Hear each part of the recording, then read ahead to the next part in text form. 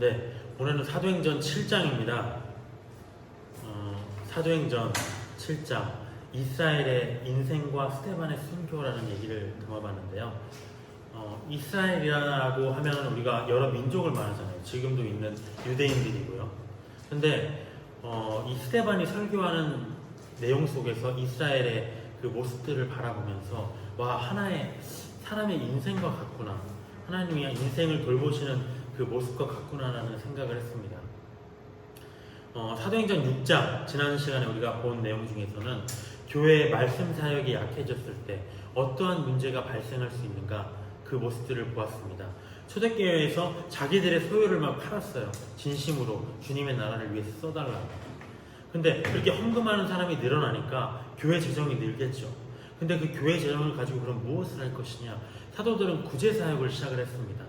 이 과부들을 먹이고 입히는 그런 사역을 시작한 거죠.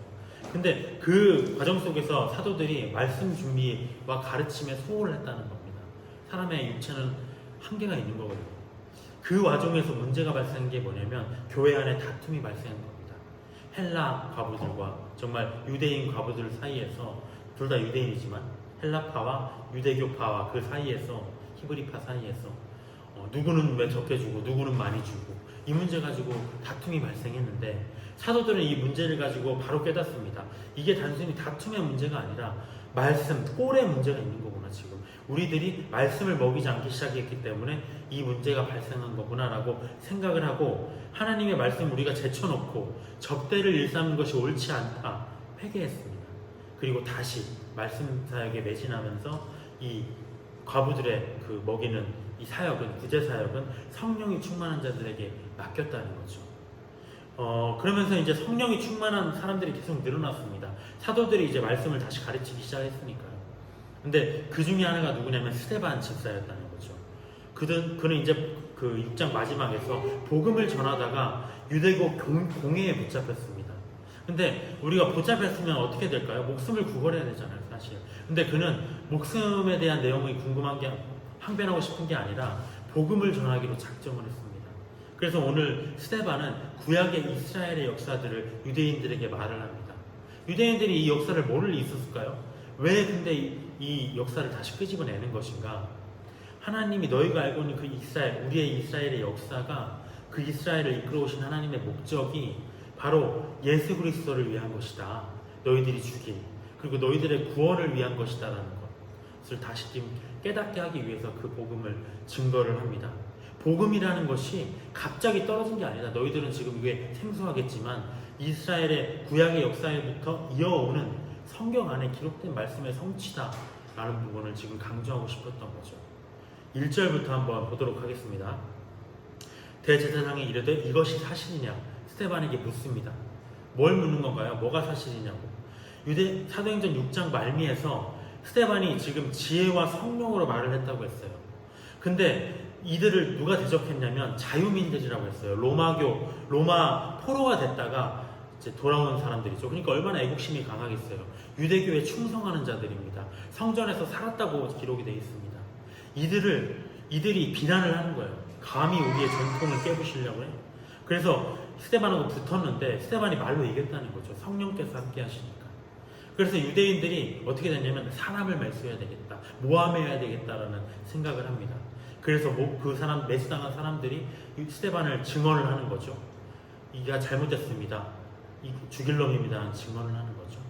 근데 그 상황 속에서 스데반은 자기가 지금 죽고 살고 이런 문제거든요. 근데 나를 변론해야 되는데 복음을 변론하기로 마음을 먹습니다. 자기의 악행에 대해서는 전혀 관심이 없어요. 성경의 이야기를 꺼냅니다. 2절에 보면 스데반이 이르되 여러분 부영들이여 들으소서. 우리 조상 아브라함이 하란에 있기 전 메소포타미아에 있을 때 영광의 하나님이 그에게 보여 이르시되 내 고향과 친척을 떠나 내가 내게 보일 땅으로 가라 하시니 아브라함이 갈대아 사람의 땅을 떠나 하란에 거하다가 그의 아버지가 죽음에 하나님이 그를 거기서 너희 지금 사는 이 땅으로 옮기셨느니라. 우리가 늘 배운 이스라엘의 역사지만 조금 다른 이 복음적 관점에서 더 깊은 해석을 합니다. 더 깊은 내용들을 알고 있었겠죠, 당연히. 그 시대에 가까운 자들이었으니까요. 스데반은 뭐라고 하냐면 성경 역사 속에서 이스라엘을 어떻게 인도하셨느냐, 너희들이 받은 은혜가 뭔지 아느냐 라는 부분을 설명하고 싶어 합니다. 그러면서 창세기 12장에서 하나님이 하란에 있던 아브라함에게 가나안 땅, 창세기 12장 우리가 배웠잖아요. 거기서 뭐라고 되어 있냐면 하란에 있는 아브라함에게 가나안 땅으로 가라, 이 말씀을 하셨다고 기록되어 있어요. 근데 여기서 스데반은 뭐라고 하냐면 하란 이전에 이미 메소포타미아, 갈대아 오르거든요. 거기서부터 아브라함에게 가나안 땅으로 가라고 말씀하셨었다, 이 내용을 합니다. 성경에서는, 창세기에서는 그렇게 기록 안 돼 있을 거거든요. 근데 어떠한 이유에서인지 그가 갈대아우를 떠나긴 했는데 하란에 머물렀다는 거죠. 그리고 아버지가 죽은 후에 하나님이 다시 말씀하셨을 때에서야 그가 가나안 땅으로 또 출발을 했다는 겁니다. 잠시 지체되어 있었다는 거죠. 그래서 그가 이제 지금 그때부터 이 가나안 땅으로 온 것이다 라고 얘기를 합니다. 5절에 보면 그러나 여기서 발붙일 만한 땅도 유업으로 주지 아니하시고 다만 이 땅을 아직 자식도 없는 그와 그의 후손에게 소유로 주신다고 약속하셨다라고 합니다. 이 내용들을 우리가 깊이 살펴볼 필요가 있어요. 아브라함은 가나안 땅을 주겠다라고 지금 하나님의 약속을 따라서 도착했습니다. 근데 자기 때 그것이 성취가 됐나요? 못 됐어요. 왜냐? 가보니까 원주민들이 있었습니다. 빈 땅이 아니었어요. 그리고 또 무엇이었냐? 도착하자마자 적과 꿀이 흐른다고 했는데 기근이 발생해가지고 애굽으로 내려갔단 말이죠. 아브라함이. 뭐야 이게? 하나님이 인도해 주는 이 땅이 왜 이 모양이냐? 황당했다는 거죠. 근데 더 황당한 건 무엇이냐면 5절 뒷부분에 보면 자식도 없는 그에게 땅을 후손에게 주신다고 하셨다. 나는 지금 자식도 없어요. 자기는 지금 노년이에요. 지금 언제 죽어도 이상하지 않은 나이가 됐는데 이미 살아는 태가 끊겼는데 너의 후손에게 땅을 줄 거야. 더 황당한 것이죠. 얼마나 황당하겠습니까? 아무것도 하나님의 그 말이 시원하게 성취된 일이 없었다는 겁니다. 근데 믿음의 사람의 여정, 인생의 여정은 이와 같다는 거죠. 쉽지가 않다. 그래서 저도 가끔 하나님의 때에 대해서 진짜 모르겠다 하는 때가 있어요. 뭔가 잠깐 보이는 것 같기도 해요. 근데 갑자기 또 안개처럼 사라지는 것 같기도 하고요. 완전히 또 사라지는 것 같아. 근데 또 뭔가 희미하게 보인다는 것이죠. 보일 듯 말 듯 그 불확실함 속에서 말씀을 붙잡고 더듬더듬 지금 한 걸음 가는 게 믿음의 길이다. 아브라함의 여정도 그러했고요. 이스라엘의 여정이 온통 그러했습니다. 6절에 보면 하나님이 또 이같이 이르시되 그 후손이 다른 땅에서 나그네가 되리니 그 땅 사람들이 종으로 삼아 400년 동안을 괴롭게 하리라 하시고 또 이르시되 종 삼는 나라를 내가 심판하리니 그 후에 그들이 나와서 이곳에서 나를 섬기리라 하시고 아브라함에게 주신 예언은 또 뭐였냐면 400년간 자기 후손들이 노예가 될 것이다 라고 했다는 거죠. 이 정도 되면은 내가 아브라함이라면 이럴 거면 갈대아우로에서 왜 불렀습니까? 뭐야, 원주민들이 있어. 가보니까 기근이 발생해. 또 자기 후손들은 거기서 정착한다고 해놓고서는 좀 이따가 너는 노예가 될 거야 라고 해요. 뭐야, 이게 무슨 축복이야. 왜 가나안 땅으로 인도하셨습니까? 묻고 싶어진다는 거죠. 아브라함을 비롯해서 지금 오늘 본문에서 등장하는 이스라엘의 조상들이 다 이런 힘든 고난의 생활들을 보냈습니다. 왜? 무엇을, 누구를 위해서 하냐? 그들을 위해서가 아니에요. 바로 지금 스데반의 설교를 듣는 유대인들을 위해서 하나님이 이 과정들을 예비하셨다는 거죠. 이스라엘의 모든 오욕의 역사들은 예수가 나타나신 이후에 지금의 이스라엘 백성들을 위한 거예요. 근데 하물며 너희들이 지금 믿지 않느냐? 하나님은 이스라엘이 예수의 백성이 되기를 원하셨습니다. 근데 너희가 예수를 붙잡아 죽이는 자들이 되었느냐? 한탄하고 있다는 거죠. 8절에 보면 할례의 언약을 아브라함에게 주셨더니 그가 이삭을 낳아 여드레 만에 할례를 행하고 이삭이 야곱을, 야곱이 12조상을 낳으니라. 여러 조상이 요셉을 시기하여, 여러 조상이 시기했다고 했어요. 우리가 성경에서 보기엔 요셉의 형제로 나오는데 지금 스데반이 보기엔 자기 조상들이에요, 다. 그래서 그들이 애굽에 팔았더니 하나님이 요셉과 함께 계셨다. 10절에 그 모든 환난에서 건져내사 애굽 왕 바로 앞에서 은총과 지혜를 주시며 바로가 그를 애굽과 자기 온 집의 통치자로 세웠느니라. 그때 애굽과 가나안 온 땅에 흉년이 들어 큰 환난이 있을 때 우리 조상들이 양식이 없는지라. 자기 조상들의 역사예요. 야곱이 애굽에 곡식이 있다는 말을 듣고 먼저 우리 조상들을 보내고 형제들이죠. 또 재차 보냄에 요셉이 자기 형제들에게 알려지게 되었고, 또 요셉의 친족이 바로에게 드러나게 되니라. 요셉이 사람을 보내어 그의 아버지 야곱과 온 친족 75사람을 청하였더니 야곱이 애굽으로 내려가 자기와 우리 조상들이 거기서 죽고 세겜으로 옮겨져 아브라함이 세겜 하몰의 자손에게서 은으로 값주고 산 무덤에 장사되니라. 야곱의 자녀들 중에 요셉은 애굽으로 보내어졌습니다. 하나님이 총리가 되게 하셨어요. 왜? 개인적으로 인생을 한번 봐볼까요? 아픔이에요. 아브라함도 마찬가지지만. 근데 민족적으로는 그를 통해서 이스라엘을 기근에서 구원하고자 하셨다는 거죠. 왜? 이스라엘을 보존해야 되기 때문에. 거기서 메시아가 나야 되고요. 그 메시아를 통해서 이스라엘이 구원받아야 되기 때문에. 하나님의 계획, 은혜 속에서 온 것이다. 왜? 지금 내 설교를 듣는 너희들을 위해서. 너희가 그래서 들어야 된다. 지금 예수 그리스도의 시대로 들어가야 된다. 17절에 하나님이 아브라함에게 약속하신 때가 가까우매. 어떤 때죠? 아까 6, 7절에서 약속하신 그때입니다. 노예가 된 지 400년째를 말하는 거예요. 근데 여기서도 특별한 우리가 지금 배우고 있는 출애굽기에서 나오는 내용이지만 특별한 내용이 있어요. 이스라엘 백성이 애굽에서 번성한 건 알고 있습니다. 그리고 요셉을 알지 못하는 새 애굽 임금이 왕위에 올라서 이제는 그 부강해진 이스라엘 민족들을 핍박하고자 하는 마음이 들었습니다. 그 중간에 20절에 보면 모세가 태어났습니다. 하나님이 보시기에 너무 아름다워서 석 달 동안 기르다가 우리가 알다시피 바로의 딸에게 이제 그 아들이 넘어갑니다. 거기서 애굽 사람들의 지혜를 배웠어요. 그의 말과 하는 일이 능했다고 합니다. 능력 있는 자가 되었습니다. 나이가 40이 되었어요. 그 형제 이스라엘을 돌볼 생각이 났다고 합니다. 돌볼 생각이 났다고 했어요. 한 사람이 원통한 일 당함을 보고 보호하여 압제받는 자를 위하여 원수를 갚아 애굽 사람을 쳐 죽였다. 우리가 배우고 있는 내용인데요. 모세라는 인물도 아브라함이나 요셉처럼 고난의 시절이 있었습니다. 언제? 태어날 때부터 고난을 당했어요. 죽임당할 처지에 있었습니다. 하나님의 사람들을 다 말살하려고 하는 사탄의 계획이겠죠. 애굽 사람을 살인한 후에 죽임당할 또 위기에 있었잖아요. 근데 모세 또한 개인적으로는 아픔이 있었지만 민족적으로는 왜 하나님이 이 일들을 허락하셨냐? 그를 통해서 이스라엘이 노예에서 구원받게 하기 위해. 마찬가지로 이것도 메시아와 지금의 이스라엘을 위해 보존하신 것이다. 근데 25절에 특별한 메시지. 그는 그의 형제들이 하나님께서 자기의 손을 통하여 구원해 주시는 것을 깨달으리라고 생각하였으나 그들이 깨닫지 못하더라. 특별한 내용이었어요. 모세는 애굽의 왕자 시절에 동족을 괴롭히는 애굽 사람을 쳐 죽였다는 거죠. 근데 이렇게 살인을 감행한 게 우연이 아니라는 거죠. 의욕심에서 비롯된 게 아니라 어떤 마음에서 비롯됐냐면 내가 이렇게 하면 내 동족들이 내가 하나님이 보내신 구원자로 좀 날 따르겠지? 그럼 그 말의 배경에는 뭐가 있었다는 겁니까? 모세가 평소에 내가 이스라엘을 좀 구원할 사람이 될 것 같은데 하나님이 보내실 자가 혹시 내가 아닐까? 왜냐하면 그는 동족에 관심이 있었어요. 그래서 애굽의 왕자로 있을 때에도 아마 이스라엘의 역사를 공부했을 겁니다. 400년간 애굽의 노예가 될 거야. 근데 그 예언의 시기가 지금 다가오고 있는 거죠. 근데 그 일을 할 만한 사람이 왠지 나밖에 없는 것 같거든요. 왜? 자기는 지금 왕자의 위치에 있어. 뭔가 내가 마음속에서 그런 소망이 일어나고 있어요. 그래서 이 시점에 내가 뭔가를 하면은 사람들이 나를 다 따르겠구나 이런 생각이 들었다는 거죠. 근데 26절에 이튿날 이스라엘 사람끼리 싸울 때 모세가 와서 화해시키려고 했습니다. 너희는 형제 아니냐? 왜 서로 해치느냐?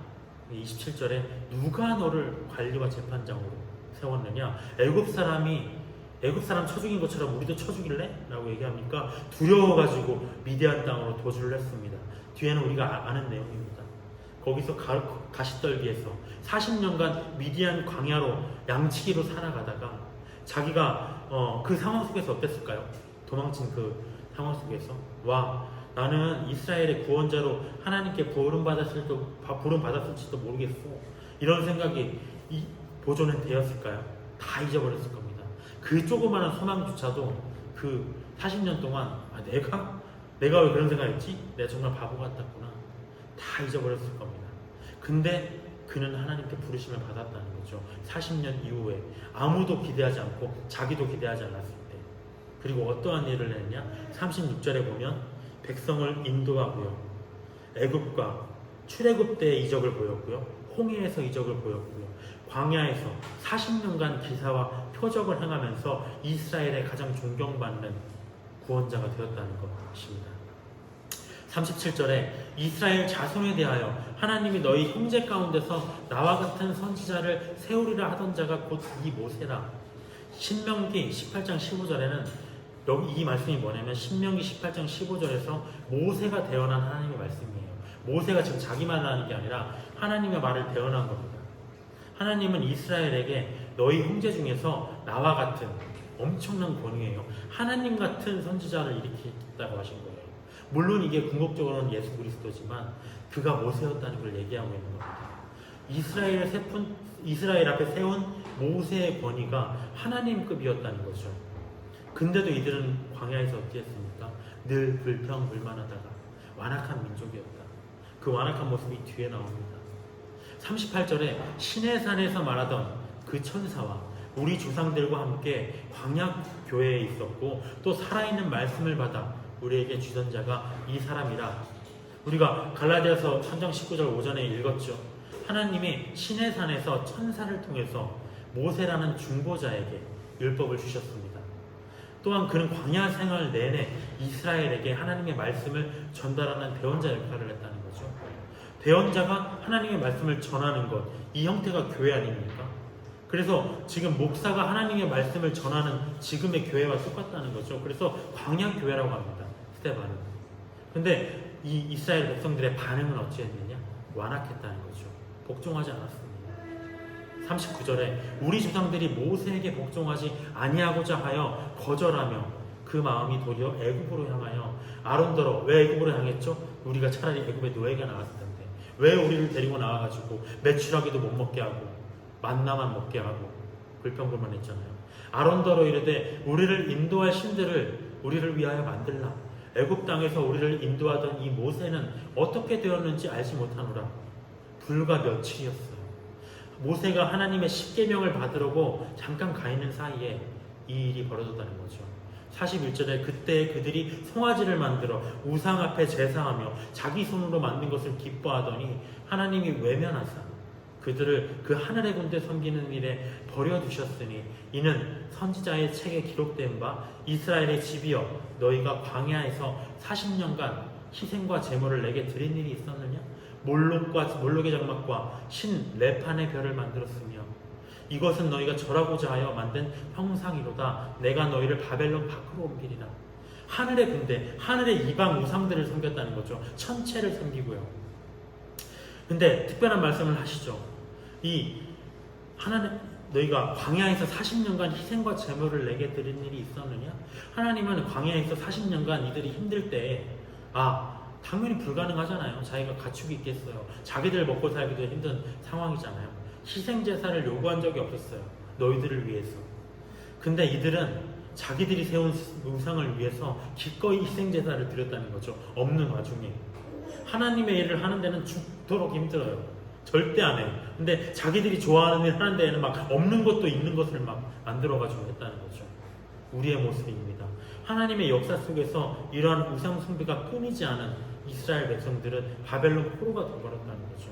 이 역사, 이 오욕의 역사도 다 이스라엘을 위한 것입니다. 이스라엘을 보존해서 끝내 이스라엘을 구원하기 위한 것, 그 과정 속에 있는 것이었다. 44절에 광야에서 우리 조상들에게 증거의 장막이 있었으니 이것은 모세에게 말씀하신 이가 명하사 그가 본 그 양식대로 만들게 하신 것이라. 우리 조상들이 그것을 받아 하나님이 그들 앞에서 쫓아내신 이방인의 땅을 점령할 때에 여호수아와 함께 가지고 들어가서 다윗 때까지 이르니라. 이게 뭔가요? 증거의 장막이 하나님 언약궤죠. 언약궤. 이스라엘 가운데 임재하신 하나님을 상징하는 거예요. 하나님은 이 언약궤가 무엇을 상징하는가? 감히 높이 계신 하나님께서 이스라엘 백성들 사이에 함께 거하셨다는 것. 또 언제 함께 거하셨나요? 예수님으로, 임마누엘 예수님으로 우리와 함께 하셨습니다. 장차 우리는 또 새 예루살렘 성에서 하나님과 함께 하시겠죠. 하나님과 함께 하겠죠. 그러한 함께 하시는 하나님을 얘기하고 있는 것. 근데 46절에 다윗이 하나님 앞에서 은혜를 받아. 너무 좋은 거예요. 자기가 받은 은혜가 감당할 수가 없는 거예요. 야곱의 집을 위하여 하나님의 처소를 준비하게 하여 달라고 하더니 솔로몬이 그를 위하여 집을 지었느니라. 그러나 지극히 높으신 이는 손으로 지은 곳에 계시지 아니하시나니 선지자가 말한 바 주께서 이르시되 하늘은 나의 보좌요 땅은 나의 발등상이니 너희가 나를 위하여 무슨 집을 짓겠으며 나의 안식할 처소가 어디냐?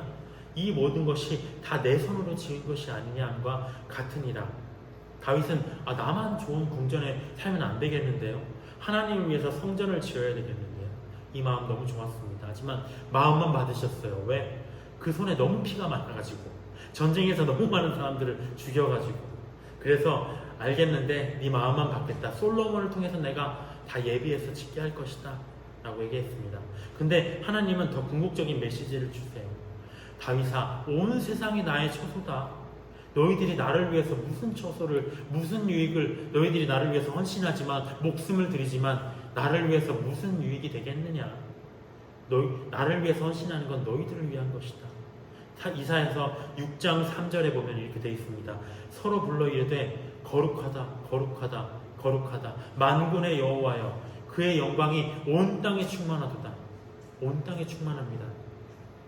하나님은 과거 이스라엘 가운데 언약궤로 성전에서 함께 하셨어요. 그것들이 없는 지금, 그러면 하나님이 안 계시나요? 이미 온 세상에 충만하십니다. 제가 멋있는 말을 찾았어요. 너무 목사님들이 잘 쓰는 말인데 멋있더라고요. 편지하시다. 이 말이 뭔가 찾아봤어요. 널리 퍼져 계신다. 편만하시다. 되게 잘 쓰시더라고요. 널리 그득 차다.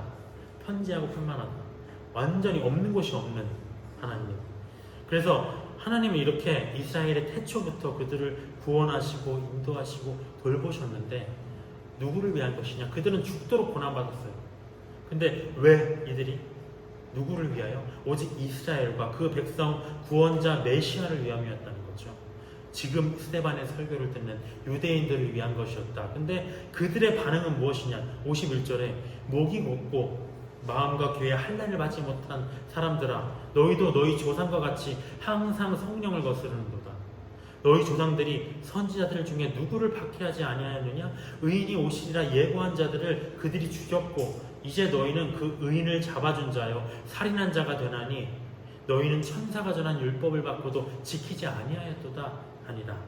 이스라엘이 거스른 것은 무엇이냐면 이 모든 하나님의 역사를 이끌어 가시는 성령을 거스른 거였다는 거죠.